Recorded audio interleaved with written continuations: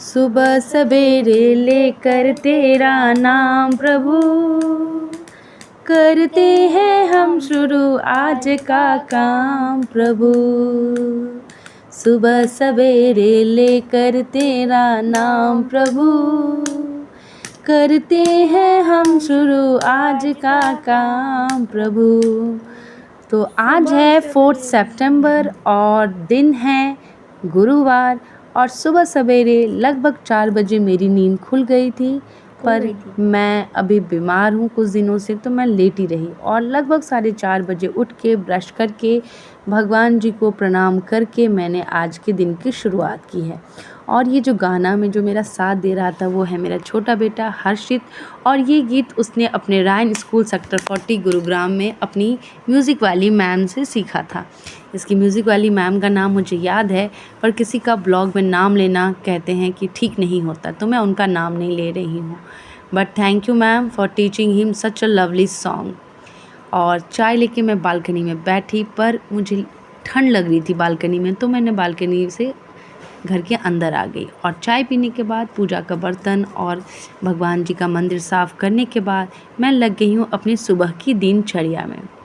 और सुबह की दिनचर्या एक लेडीज़ के लिए क्या होती है? सबसे पहले किचन में घुस जाओ और बच्चों के लिए नाश्ता और लंच प्रिपेयर करो। मुझे खुद भी जाना होता, तो ये देखिए मैंने सब्ज़ी काट ली है, और आज मेरी सब्ज़ी है परवल केला आलू की सब्ज़ी, जो मेरे घर में बहुत मन से मैं खाती हूँ, मेरी मदर इन लॉ खाती हैं और मेरे पति देव खाते हैं। मेरे दोनों सुपुत्र में जो बड़ा वाला है वो हर चीज़ खाने की कोशिश करता है, पर मेरे छोटे वाले बेटे के लिए मैं एक बात कहूँगी, रावण के 10 सर हैं, पर उसके एक मुंह में कम से कम करोड़ों एक्सक्यूज़ हैं नहीं खाने की। यदि आपको सुनना है तो आपको इसके लिए मेरे ब्लॉग में बने रहना पड़ेगा।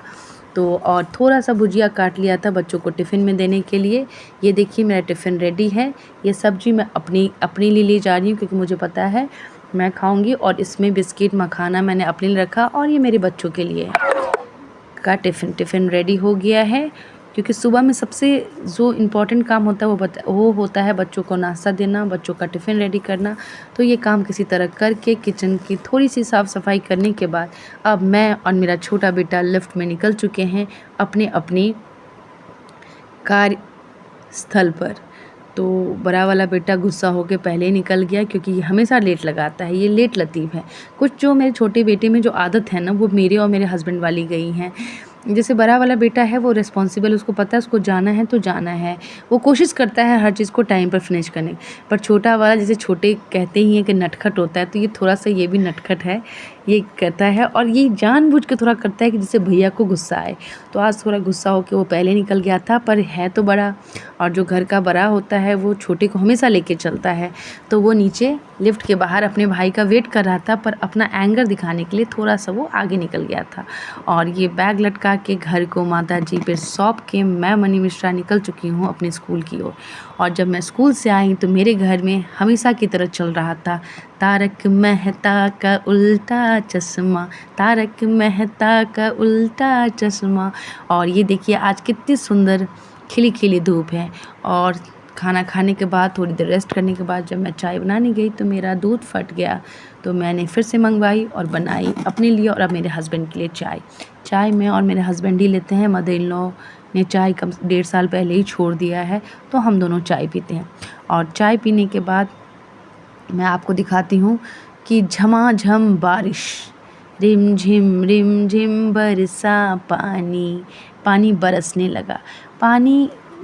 लगा। और मैं क्या बताऊँ, इस बार जो दिल्ली एनसीआर में जो लोग रहते हैं उन्हें पता है कि ऐसी बारिश मैं लगातार 2012 से ही गुरुग्राम में और दिल्ली एनसीआर में रह रही हूँ, पर इतनी बारिश मैंने कभी नहीं देखा।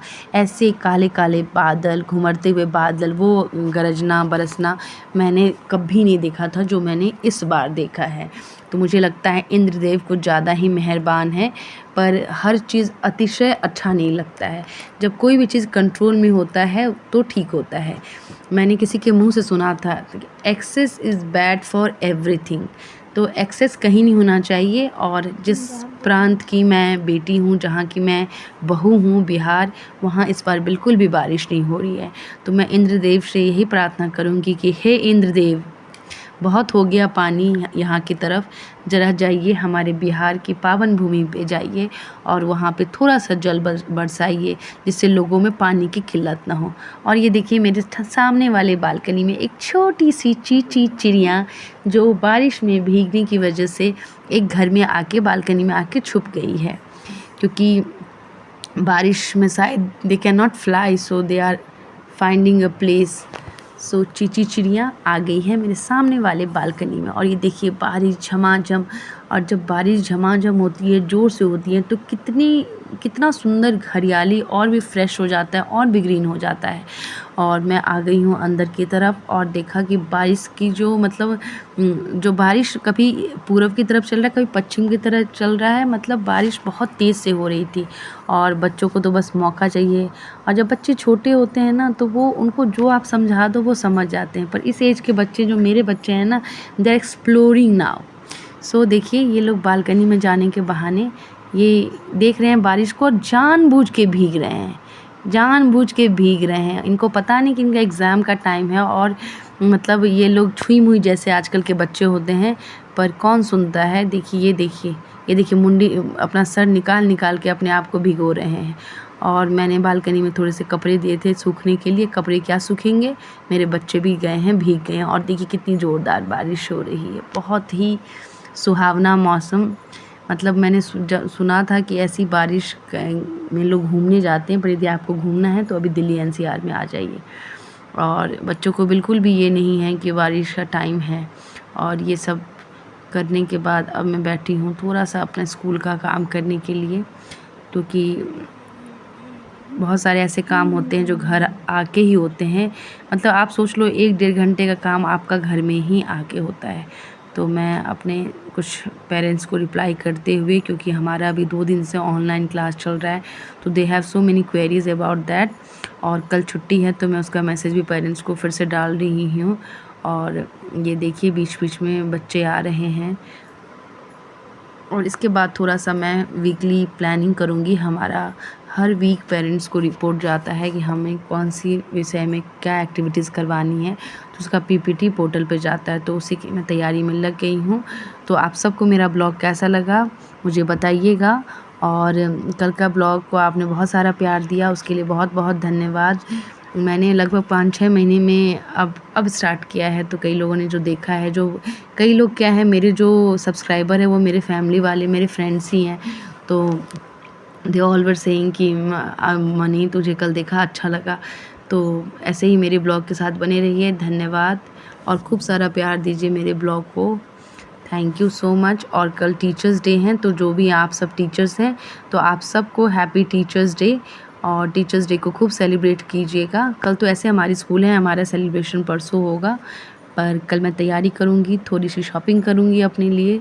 और कल मिलते हैं। बाय बाय, टाटा, नमस्ते। आप सबका दिन मंगलमय हो। Thank you.